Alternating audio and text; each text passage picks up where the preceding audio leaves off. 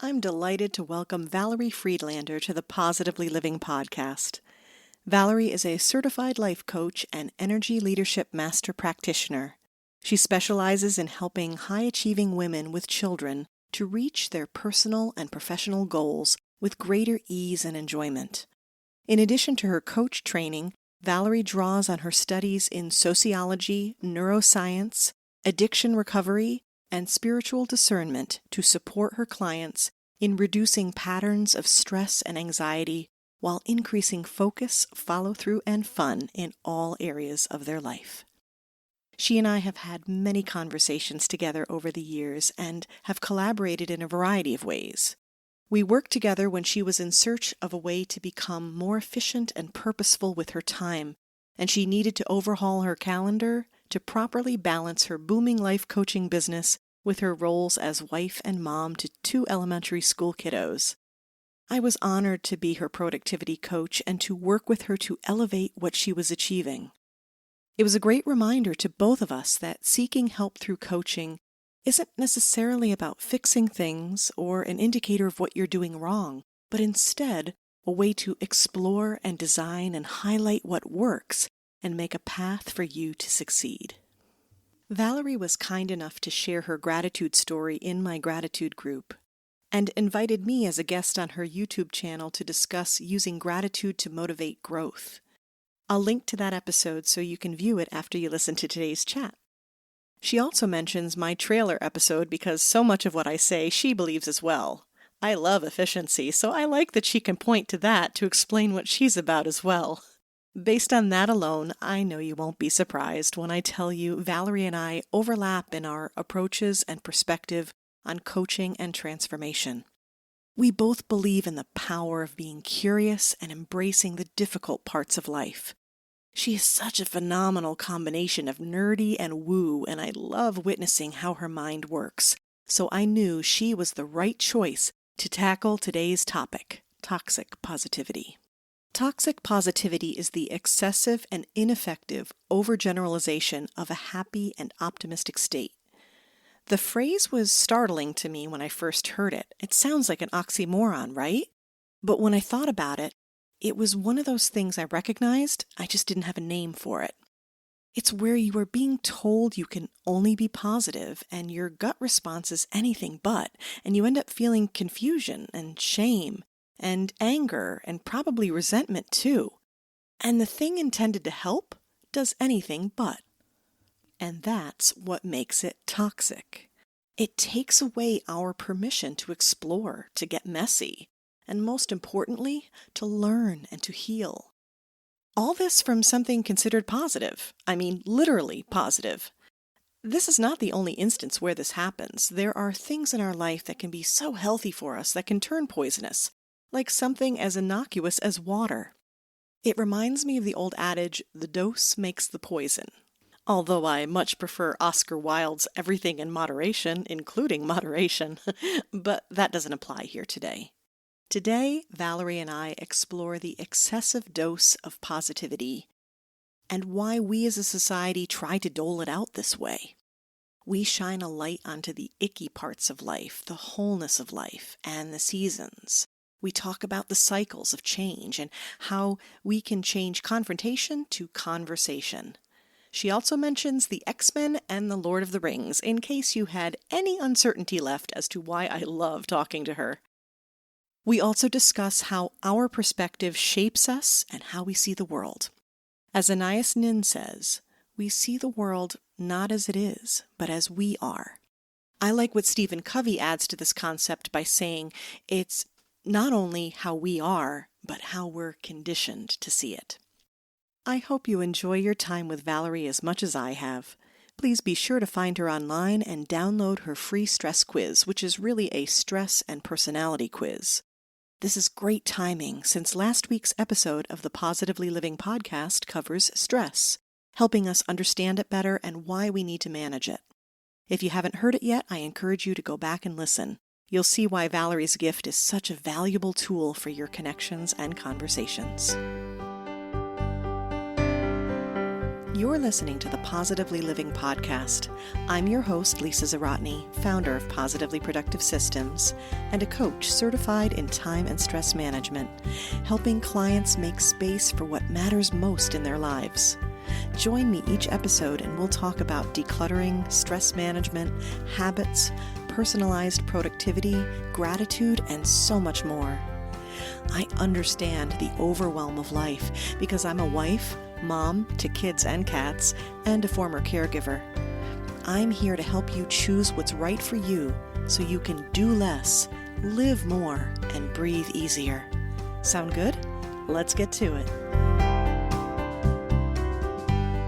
Valerie Friedlander, welcome to the Positively Living podcast. I am so excited to have you on today because I don't remember how many times we've had a conversation where we thought we should record this. Every time? Many times. And so I am thrilled to share you with the Positively Living audience. I'm excited to be here. Yay.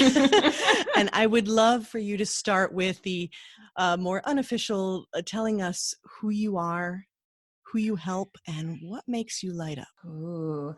Okay. So as I was saying before we started, I was listening to your intro. And if anybody's here, like who hasn't listened to the first short little episode of your podcast, I highly recommend it. It's just so fabulously put together. And I was thinking, is this me? That doesn't sound like me. So I'm a certified life coach with over 20 years of experience doing discernment work, both on a spiritual level, but also like the science. So like, I mean, everything I say is going to be like, just go listen to that first episode. We're twinsies. I love merging the science and the spiritual. I think they go very much hand in hand. And so I pull from understanding the way the brain works, understanding the way patterns in society work. So what lights me up is like talking about patterns and understanding patterns and engaging patterns and shifting patterns. Most of the people who I work with are women with children who are wanting to make an impact in the world, who are feeling pulled between the people that they want to nurture in their life and that impact, that playing big, and like there's no balance or even a good flow between those two, like they're opposing forces. And so I love helping them create an alignment between those motivations, those draws in their life to that center in their best self, the light within them that helps them do both of those things in such a powerful way. And so when we create that alignment, they're able to do what they're meant to do here in the world, honor the things that are important to them, and show up the way they want to show up in a way that creates the change that they're looking to make in the world, both for the world, but also for the kids that they're raising into it. So that is my work. And honestly, I would say my work is truly what lights me up, that asking powerful questions and seeing the answers that are revealed. I love it, whether it's with my kids, with my husband, with friends, with clients, those moments where I get, it's like an intuitive hit of this is the question that needs to be answered.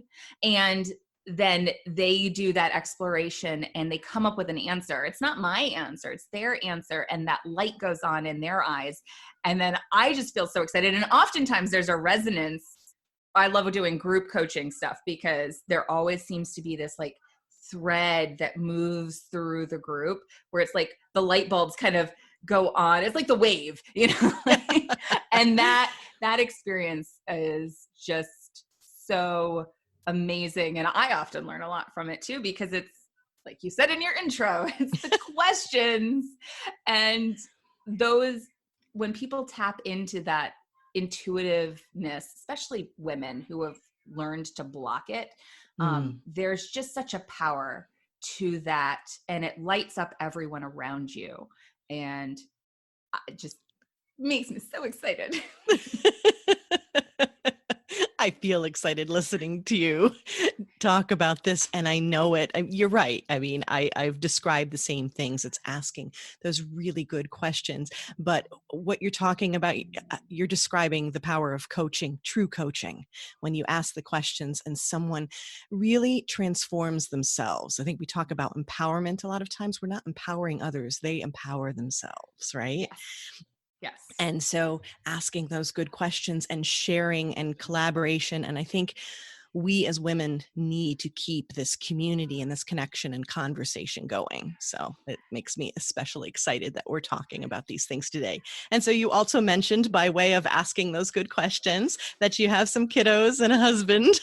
Yes, Yes. I do. I do have those. Yeah. It's a very interesting time right now to have those.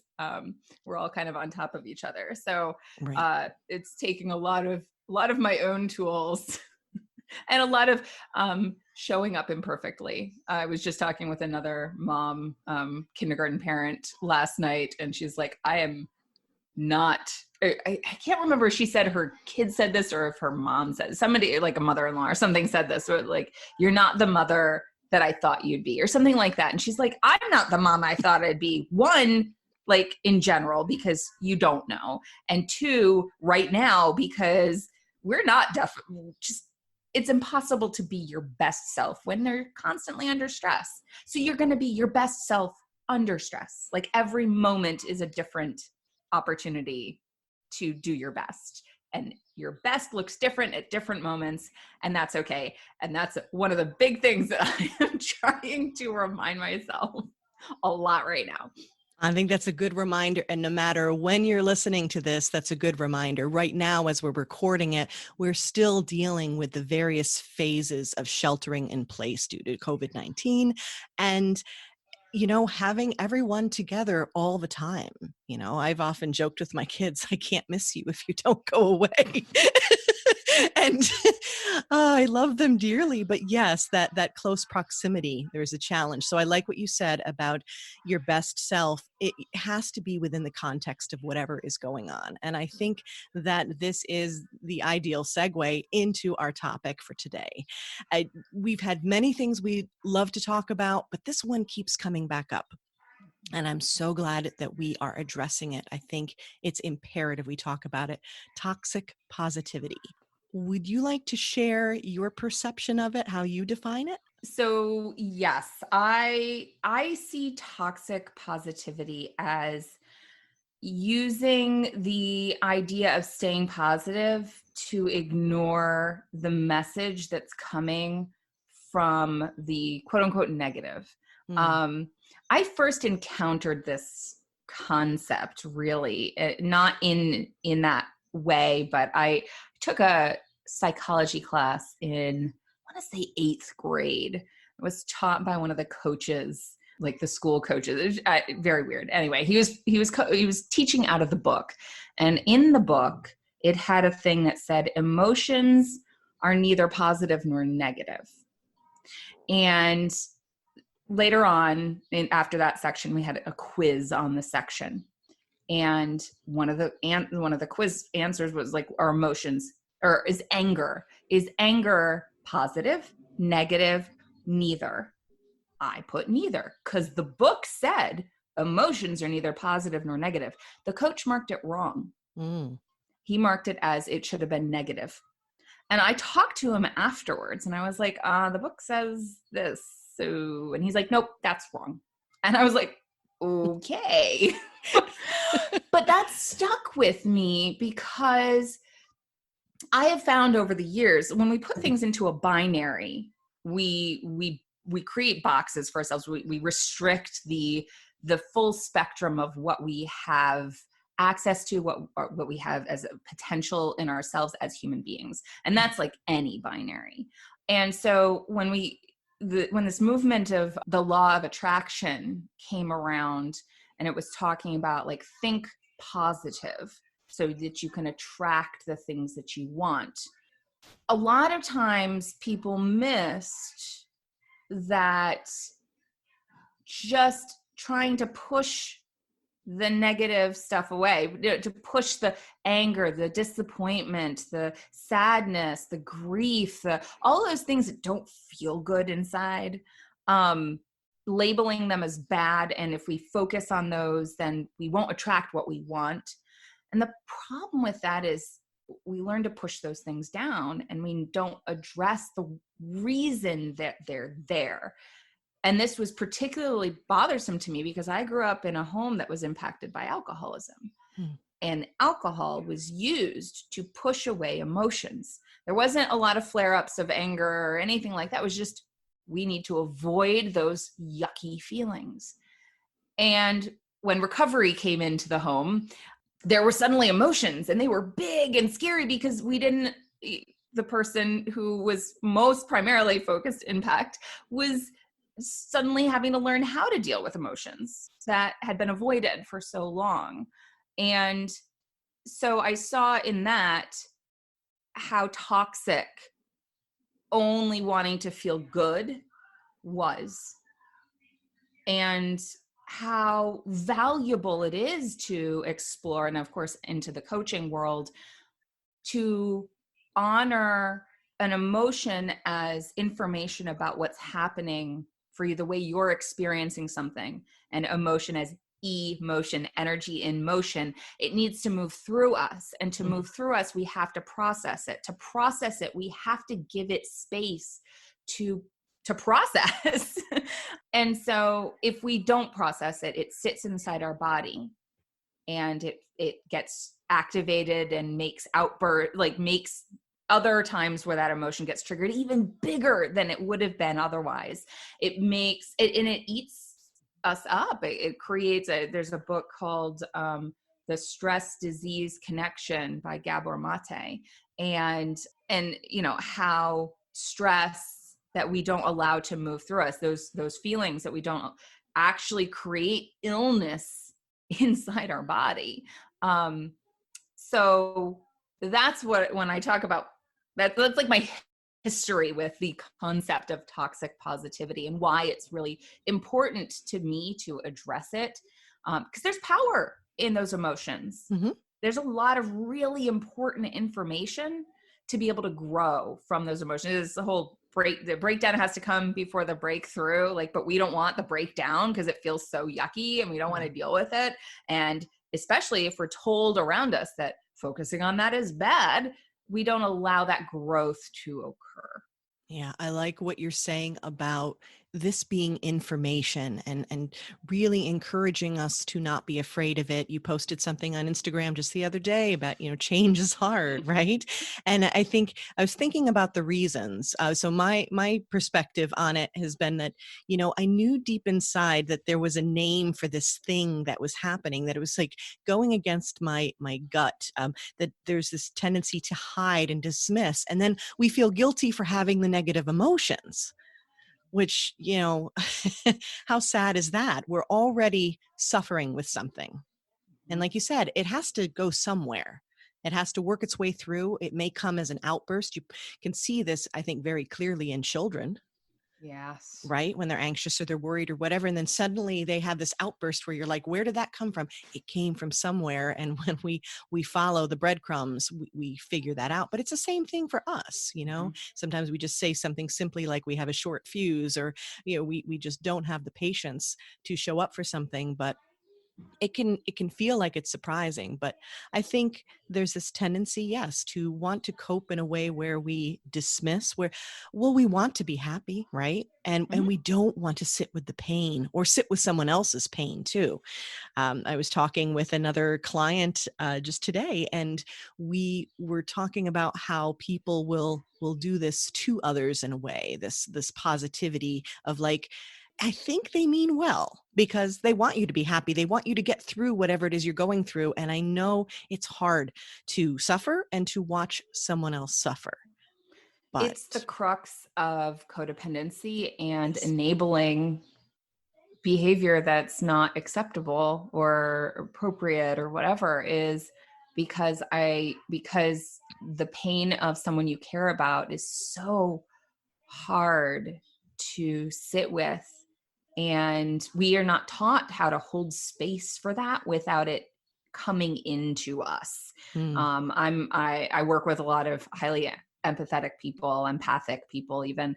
And I myself, when I was a young person, I used to pride myself in being able to sit next to you and feel what you're feeling. Right. Like that was a superpower. In a lot of ways, it can be a superpower, but if you're not like, it's just like, the X-Men, like if you're not taught how to use your superpower, it can go wreak all kinds of havoc in your life and the people around you. Yes. I aspire to be Professor Xavier. I was just thinking that. Okay, well, it's not a good podcast episode if you don't mention the X-Men. So I'm, but this is very true. And I think that's a wonderful metaphor, a visual even, to think about, these different characters, different superpowers, and this concept of absorption, right? And absorbing others. And also too, there's something in there that's coming to my mind about how we really need to be able to process these things, but to have that hurt, to acknowledge that there needs to be the hurt and the pain and the negative side of it in order to heal. Mm-hmm. I think that's a challenging concept. So I want to encourage that. And it came up for me when I was reading On Grief and Grieving. I bring this back to grief quite a bit. And this idea that every time I would grieve, every time I would cry, I would feel something, it would bring me back to a loss, that was actually a transformative moment for me, a healing moment. And when I was able to sort of reframe that experience, and even though it was hurting deeply, I mean, just through my core, I was thinking, but it has purpose. Yeah. Yes. I think tapping into a sense of purpose and purposefulness, even if you don't know, like a lot of times we want to know, but why? Like, what is the purpose of this? And sometimes we don't get to know the why until like a while later, which we're such hasty creatures, really. Like when you think humans are very hasty creatures. If you think about the way nature works, it's so much slower.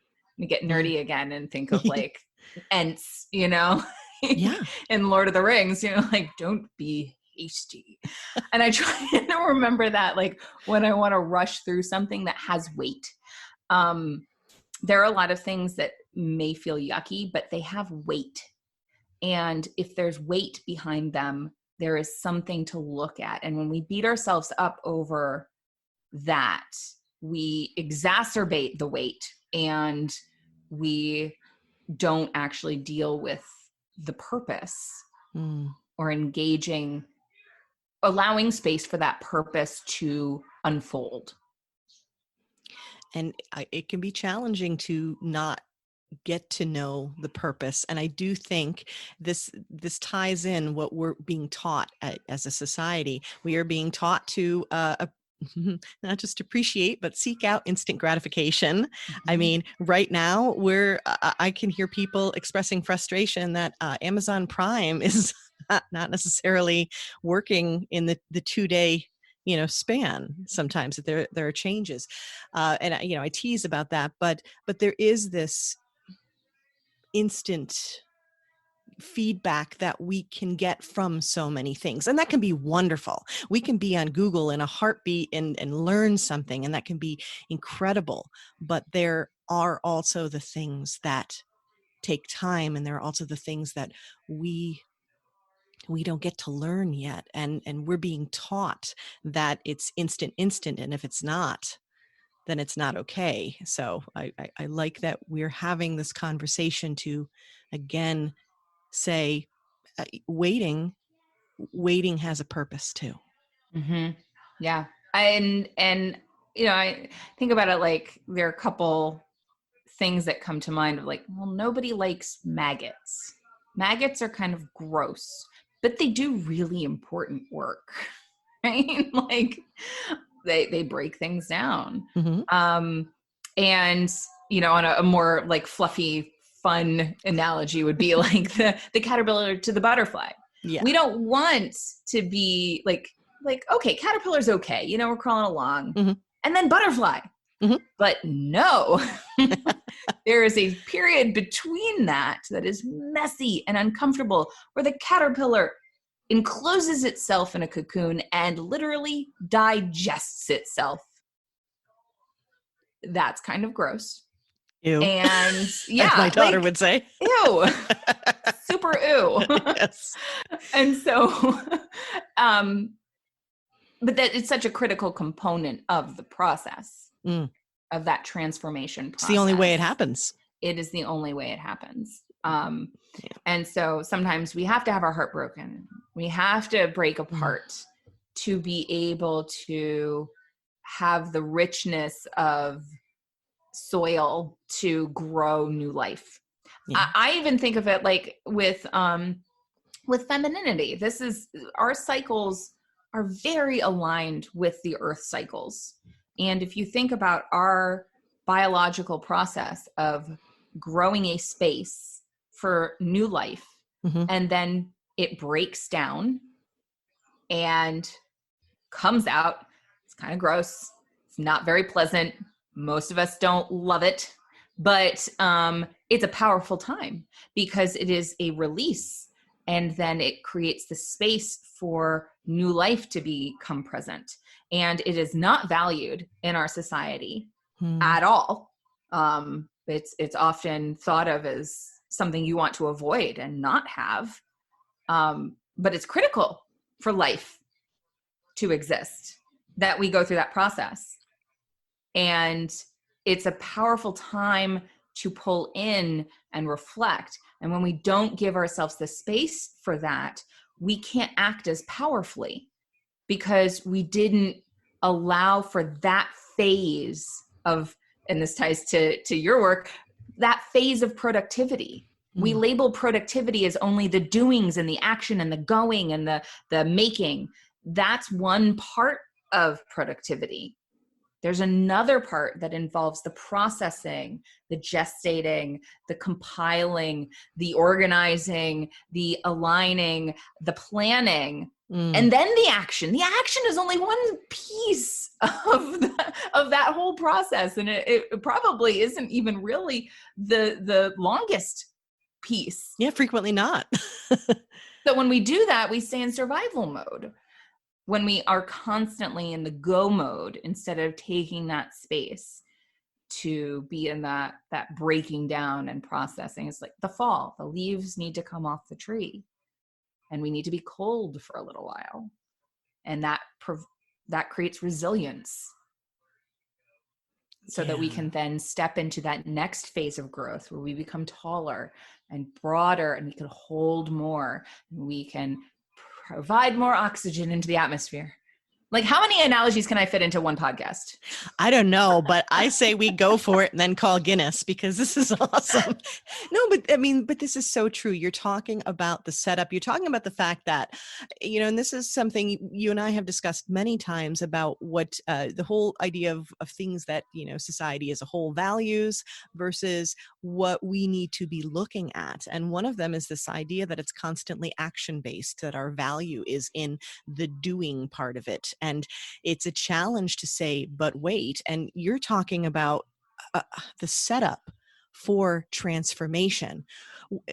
This can come from all the things that you so beautifully said. I'm going to have to pull that out of our interview with, the planning and the deciding and things like that is very reminiscent of the decluttering system. I have the simple system where only one portion of it is the actual pulling out of the items and deciding where they're going to go.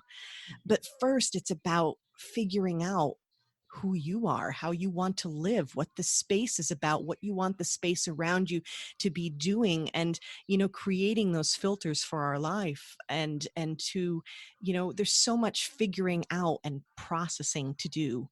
And then when you do that, the actual action part is frequently much shorter and actually much easier for you, which is sort of the irony that we Much more want to, effective. right? We want to eschew these other things, but they're actually what set you up for success. Yes.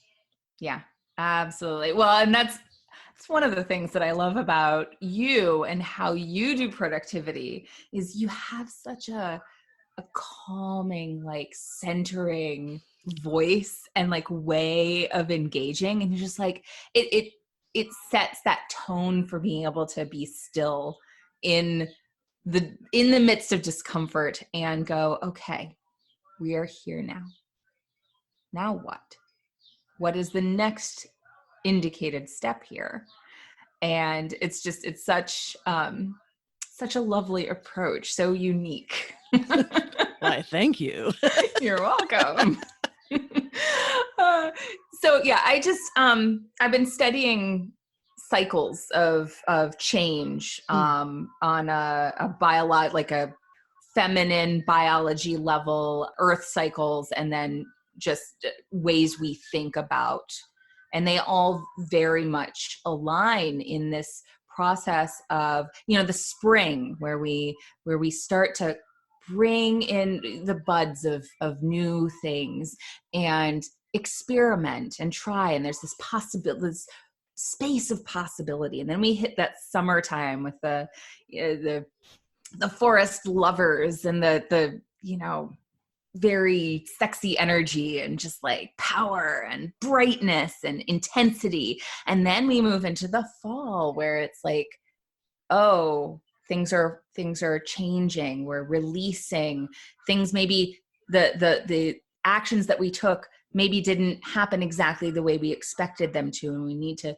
take a step back and let go of some of those things and pull in some of those other things, harvest the knowledge. And then we move into the winter where we sit with that information and we center and we allow things to move within us and listening deeply. And then we move into that space of possibility again, and we start engaging some of those plans that came into our mind as we listened to ourselves, and we start the cycle over again. It's very much the way our bodies work as women. It is the seasonal cycles, and it's the way that we move through change in the world. And when we don't give that space to that breaking down, the stuff that just is yucky that we don't want to deal with, it becomes a toxic cycle because we bypassed part of that cycle, and it doesn't allow us to move forward. So we end up tolerating life instead of living life. Tolerating life instead of living life. Yes, exactly. And when we don't honor all the parts of the transformation, we are also sending the message to the next generation that these aren't to be honored and processed, that they don't have value. And just like anything else that we influence others to consider that something doesn't have value, that can be such a trap. It hurts everybody. Yeah. It hurts everybody because it blocks us from the full richness of a spectrum of living that is valuable and powerful when we don't embrace the wholeness. And that means, uncomfortable conversations sometimes. A lot of times we've taught to avoid confrontation. It's like, how do you turn confrontation into a conversation where you take your ego out of it so that you can really listen to somebody else and learn? There's a lot of humility in that, of it's not about me. It doesn't need to be about me, but I can learn from it and I can grow from it. And it might make me realize things that I don't like about myself or the way I've been showing up, and I want to do something different. Without those uncomfortable conversations, without taking the time to process that information, we can't grow or do anything different. It doesn't make those things go away. It just means that we're pretending they're not there. Not healthy. Not healthy. So this is a good, I think, connection to the steps that we can take to start embracing, all the sides and the more difficult parts. What you mentioned about, embracing the wholeness and about taking confrontation and changing it to conversation. I really like that. I'd love to leave listeners with some steps that they can take. I think one of them is this idea of, stepping out of yourself to say, okay, this is not about me, especially when you're receiving, or maybe you're inclined to want to make it positive because you're struggling with how you're responding to someone. Stepping away and letting them process the negative. Or maybe you're in the negative and someone is coming at you with that toxic positivity, understanding that they're not able to process this right now. Yeah, I call And it forced helping, or yes, forced weakening, right? Like it's making someone who going through that space can be powerful. Not to say you shouldn't offer help, but allow people to be where they are. You don't want to force weaken them and assume that they aren't able to do things for themselves. I like what you said about the giving space, allowing space, because I think that's the key of it. One of my favorite little sayings is, what you say is about you. What I hear is about me, and vice versa. Because that helps me remember that you can't push a button I don't have. So if I was bothered by that, by something that you said, that has something to do with me. And that's something that where I have power. I don't have power over you. I can't control you. And we get caught up in that, trying to control other people a lot, or feeling like other people are controlling us. That's where I can take my power back and go, okay, what did this bring up for me? What am I believing about myself when this person says this? When you know that you are valuable, you're a good person. Nobody wants to feel like they're a bad person. So like, if you know you're a good person, like, you know that you have value, you can hear other people and you can go, oh, I can do things differently just because, like, and take in that information. So what they're saying is about them, but they may be giving me important information about how I could show up differently. They're upset, they're bothered because of their experience. I can hear that when I take myself out of it and when I don't make it about me, and I hold space for them to have feelings. And then I can go, okay, what do I want to do with that? I hear that they are hurting. I can then say, I'm sorry you're hurting. How can I help? I'll often do this with other people, where I'll say, like, how do you want me to support you? Because I can do that multiple ways. I can show up like a coach. I can show up like a friend. I can, like, there's so many. I can show up with a beverage, like okay, wait a minute. But yes, exactly. It's exploring the different ways. Absolutely. And it doesn't, like, if I want to try and fix it without asking that, then it is about, I've made it about me. Yes. Because I feel yucky because you feel yucky and I want to fix you. Or you got triggered by something and then I take that personally, and then my inclination is either to run away or fight, defend myself. And that's not necessarily helpful in that either. So holding space, and if I'm not sure, allowing time. I need to run to the bathroom right now. Let's come back to that conversation just a minute. Run to the bathroom and like sit with it for a minute, and allow that process to happen. I forgot to walk the dog. Let's come back to that. It's okay to ask for space. I don't know the answer to that yet. I don't know how I want to engage that. Thank you for sharing with me. Yeah. Let's reconvene on this later. You're allowed to ask for space to process instead of feeling forced into it. Yeah, you're respecting their boundaries. You're also respecting your own. This is so important. And something that I want to bring up that you've mentioned, you've used this word a number of times during our conversation. And I think it's so incredibly important. I want to highlight it in that all of the things we're experiencing, whether we think, it feels like toxic positivity because there's so much pressure on us, or we're confused about something, or we don't like the ickiness, whatever it is that's going on, this is information. And when it's information, it's something we can process, potentially use, also release. We can do things with it. And most importantly, it brings up something that you and I talk about as coaches all the time, which is staying curious. Because when you stay curious, you don't bring in the judgment. Yep. Curiosity and judgment cannot exist in the same space. And yay for that, because we have enough judgment flying around. Oh my goodness.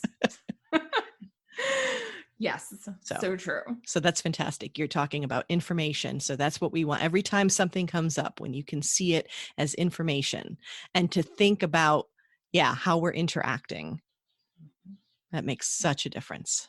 Okay, fantastic. I think this is the perfect timing to go into what I like to call the rapid wrap up. A little bit of fun, a little bit of deep thought. The first is fill in the blank, the song that always makes me dance. So right now, that song has got to be, and you probably will know the title of it. I think it's Other Side, but it's one of the songs in The Greatest Showman. Ooh, okay. I love that soundtrack. And it's the one that, oh God, I'm gonna, it's so catchy. Don't you want to get away?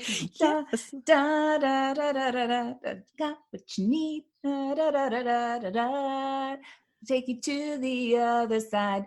I always want to do the grapevine to that song because he does it on the counter in that movie. I just watched it with my kids and they loved it. And we'd done a dance class, one of the virtual dance classes, and we'd learned the grapevine. And when we watched the movie, and I was like, "Hey, look, it's the grapevine!" So I've been totally listening to that song. It's so catchy, and like, I just want to do the grapevine all the time. Yeah, no, this is a fantastic soundtrack. A Million Dreams is like one of my, if I want to pump myself up and just like change the world. So awesome. All right. Next is the quote or mantra I probably share most often is. I think it was probably the one that I just shared of like, you can't push a button I don't have. I love that one.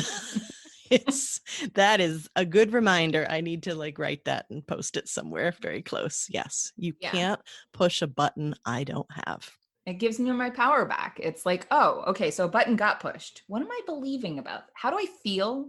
Like, what am I believing about myself that this, or the, what happened? Yep. And that gives me information about, okay, so how do I want to engage that?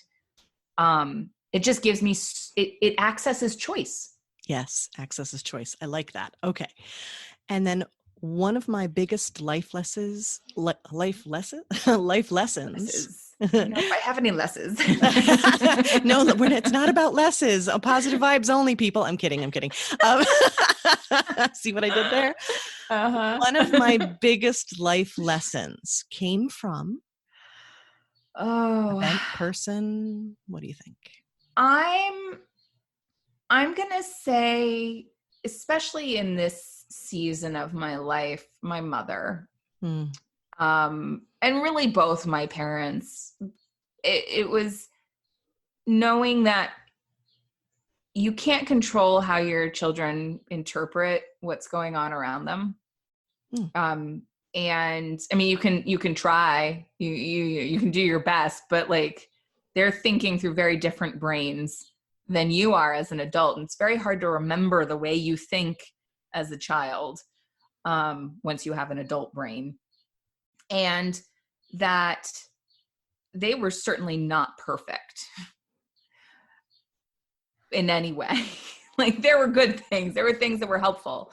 But I took a lot of things they probably wished that I hadn't taken, and learned a lot of things they probably wish I hadn't learned. But I'm pretty happy with who I am. And so even with those things that maybe I'm not showing up as the mom that I wanted to show up in every moment, like we started out this chat with, of it, I may look and go, oh, dang it, that was not, they are in charge of their life, and they will take what they will with it, and they're getting what they need from me to grow into the people that they are here to be and to learn what they are here to learn. And most of that is up to them. Yes, that is so good. Mamas, take that to heart. That's one of the best lessons you can take away. I know when we feel like, are we screwing up? The minute you're asking yourself that question, you're not. Yeah. You're not. So. No, and it ties to that toxic positivity of like, I can look at that and go, what do I want to do next time? Exactly. But it's not about them. It's about how I feel, about how I'm showing up. Yeah. The universe has their back. They'll be okay. Just got to do my best in each moment. That's it. Good. And then lastly, what or whom are you grateful for today? I'm grateful for you. Right back at you. It's such a self-serving question when I ask that. I'm like, me, no. But truly. No, but for so many reasons, truly. I always love our conversations. There's a richness to them that I just adore, and I get so much out of them. And I'm excited to be able to share them. And I'm grateful for your podcast as a space for that to be present, both for me and for everybody else that gets to hear your wonderful thoughts and being. Oh, I'm so humbled by that. Thank you. And I am so grateful for you that you would come and share this wisdom that you have. And you talk about richness. I mean, the experiences that you have and how you explore things. And I love just watching your mind at work and your heart and how you connect the two. So, and speaking of which, you're always so generous, but even more so, I know that you have something you'd love to offer listeners, and we'd love to know where we can find you online. So would you please let us know? Yeah, absolutely. So you can find me online on my website, which is valeriefriedlander.com. Mm-hmm. I have created a little quiz because everybody is different in terms of the way they process stress.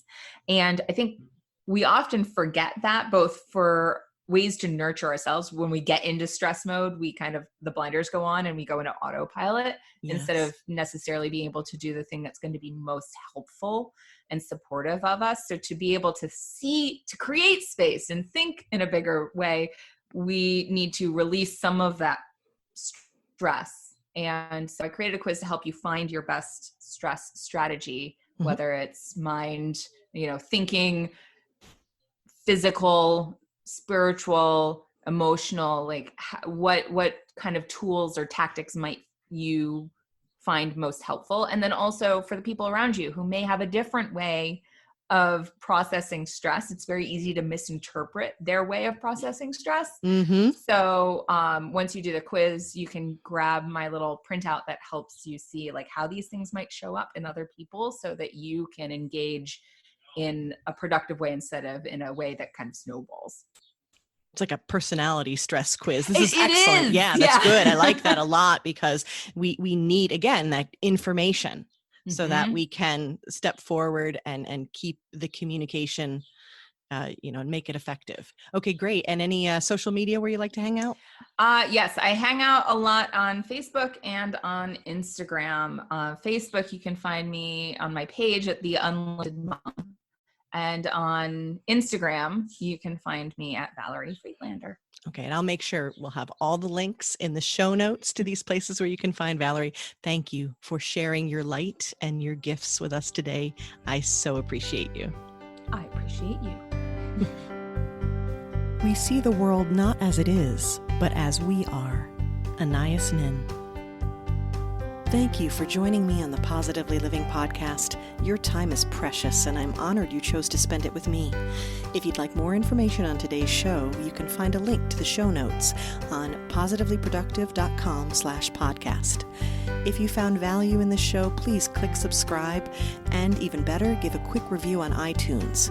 It supports me and will help others find the show. If you'd like more positive content, come join me on social media. Positively Productive on Facebook and positively_Lisa on Instagram. Get ready for kids, cats, and all my quirky humor over there. I look forward to having you join me next episode. Until then, keep it positive and keep making space for what matters most.